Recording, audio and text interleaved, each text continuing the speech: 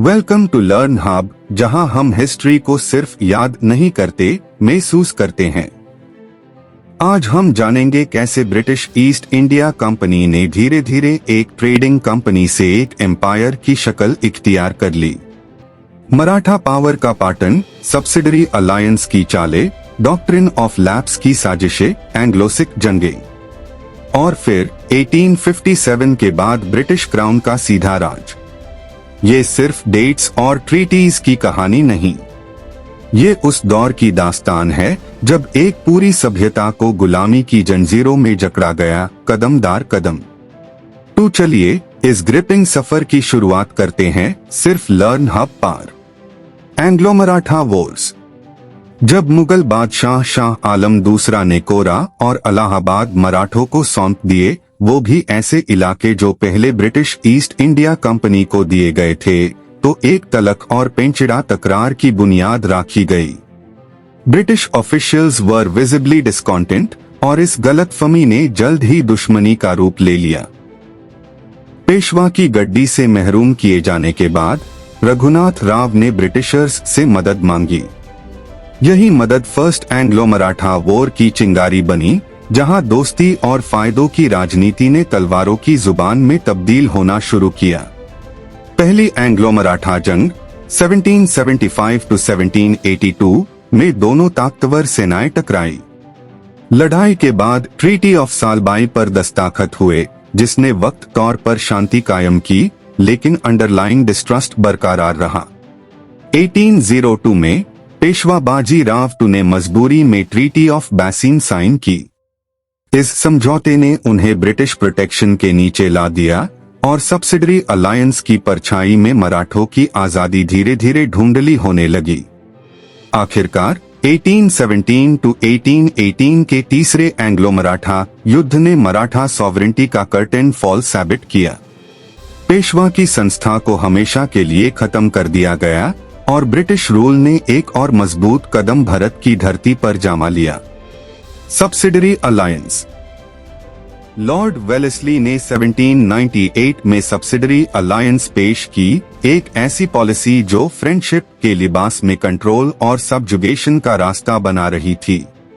इस पॉलिसी के तहत इंडियन रूलर्स को मजबूर किया गया कि वो ब्रिटिश ट्रूप्स को अपने इलाकों में रखे एंड मोर इम्पोर्टेंटली उनके खर्च की पूरी जिम्मेदारी खुद उठाएं। एक और शर्त थी इंडियन दरबारों में एक ब्रिटिश रेजिडेंट की तैनाती, जो असल में उनकी इंटरनल सॉवरेंटी का कंट्रोल अपने हाथ में ले लेता था। हैदराबाद, मैसूर, अवध और ग्वालियर जैसे स्टेट्स एक एक करके इस पॉलिसी के शिकार बने। सब्सिडरी अलायंस ब्रिटिश हुकूमत का एक मास्टर स्ट्रोक बन गया, एक्सपांशन थ्रू डिप्लोमेसी। इस अलायंस का असली असर तब दिखाई दिया जब इन राज्यों की अर्थव्यवस्था ब्रिटिश डिमांड्स के नीचे दबती चली गई। किंग्स बन गए पपेट्स और ब्रिटिश एम्पायर का शिकंजा और कष्ट गया। Doctrine of lapse. Lord Dalhousie ने 1848 में डॉक्ट्रिन ऑफ लैप्स लागू की, एक कोल्ड येट कैलकुलेटेड पॉलिसी जिसे बगैर उत्तराधिकारी वाले राज्य सीधे ब्रिटिश एम्पायर में मिला दिए जाते। इस नीति ने गॉड लिए हुए वारिसों के सक्सेशन राइट्स को खारिज कर दिया। ब्रिटिश ऑफिशियल्स जब किसी राजा की मौत के बाद अडॉप्शन को लीगल मानने से इनकार करते, तो वो सिर्फ पॉलिसी नहीं, एक साजिश लगती। इस पॉलिसी के तहत सतारा, नागपुर, संबलपुर, उदयपुर, झांसी और जयपुर जैसे राज्य एनेक्स किए गए। मैप पर हर नया रैंक ब्रिटिश एक्सपांशन का गवाह बनता गया। इस स्ट्रैटेजी ने इंडियन रूलर्स के दिलों में घुसा और बेबसी भर दी। राजघराने भगवत की सोचने लगे, रिजेंटमेंट सिर्फ एलीट में नहीं, आम जनता में भी पनपने लगी। झांसी की रानी लक्ष्मीबाई की भगवत इसी पॉलिसी के खिलाफ थी। झांसी की गाथा बन गई एक सिंबल ऑफ रेजिस्टेंस, जहां एक वीर महिला ने एम्पायर को ललकारा। एंग्लो-सिख वॉर्स।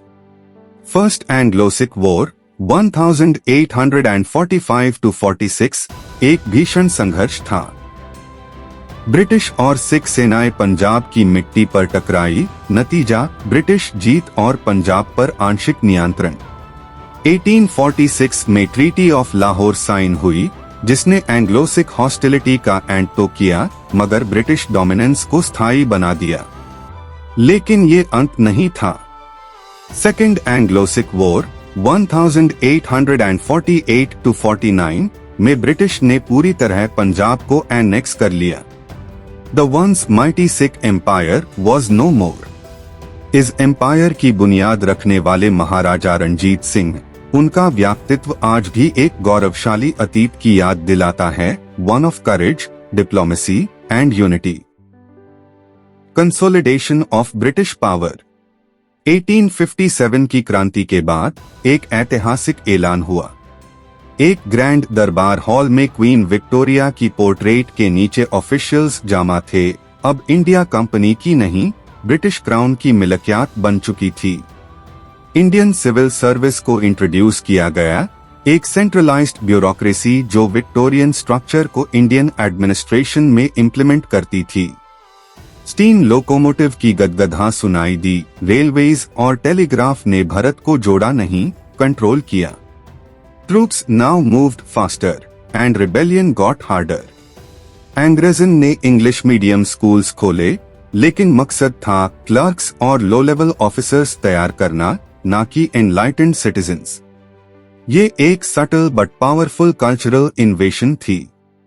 एडलेटन में ब्रिटिश जजेस, विग्स पहनकर इंडियन वकीलों को सुनते थे।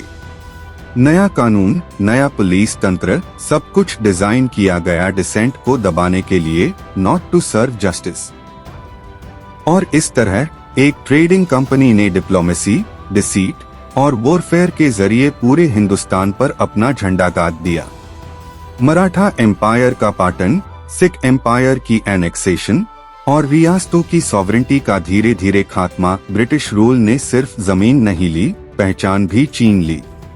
एजुकेशन से लेकर कानून, ब्यूरोक्रेसी से लेकर रेलवेज तक, सब कुछ ब्रिटिश इंटरेस्ट्स के हिसाब से डाला गया। कंपनी का राज अब क्राउन में तब्दील हो चुका था और भारत एक गुलाम मुल्क बन चुका था।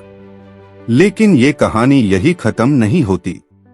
यहाँ से शुरू होती है वो आग जिसने 1857 में बगवत का रूप लिया और आगे जाकर एक आजादी की लड़ाई में बदल गई। Thank you for watching. अगर आपको ये वीडियो इंफॉर्मेटिव लगा हो तो लाइक, शेयर और सब्सक्राइब जरूर करें लर्न हब को, जहां हम इतिहास को सिर्फ पढ़ते नहीं, जीते हैं। मिलते हैं नेक्स्ट चैप्टर में एक और सच्चाई के साथ। Till then, stay curious, stay aware.